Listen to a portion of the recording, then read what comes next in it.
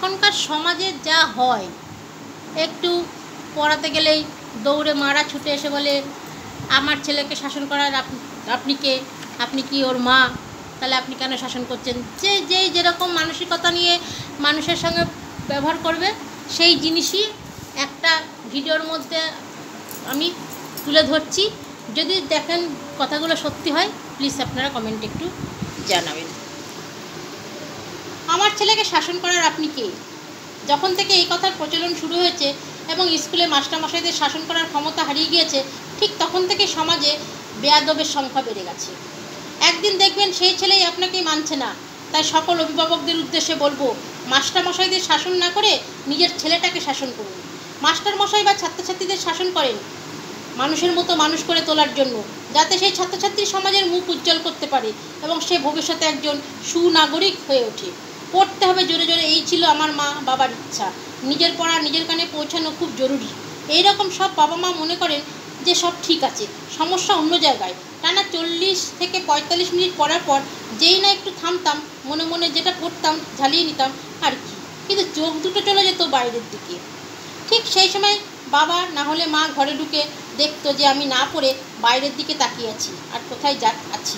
শুরু হয়ে গেল সে কত কথা, পড়াশোনা ছেড়ে দে, কিছু হবে না তোর, বাইরের দিকে তাকিয়েই বসে থাক। কিন্তু আমি আর প্রমাণ করতে পারতাম না যে আমি এতক্ষণ পড়ছিলাম, প্রমাণের অভাবে সহ্য করে নিতে হতো।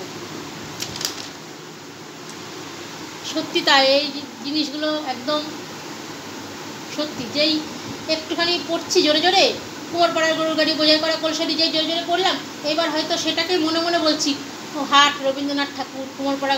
তখনই মা বাবা এসে ভাবতো আমি না পড়ে অন্যদিকে তাকিয়ে আছি বা টিভি দেখছি বা কে কী করছে সেটা লক্ষ্য রাখছি, কিন্তু আমি তো মনে মনে পড়ছি। সেটা তো আর আমি প্রমাণ করাতে পারছি না তাদেরকে। ব্যাস, মা বাবা শুরু হয়ে গেল আর পড়তে হবে না, যা পড়া ছেড়ে দে, যা হয় আর কি। এখনকার দিনেও আছে, নেই তা নয়, কিন্তু তবুও সবাই একটু কম করে, কেন সবার ঘরে ঘরে একটা করে সন্তান হয় বা ম্যাক্সিমাম দুটো।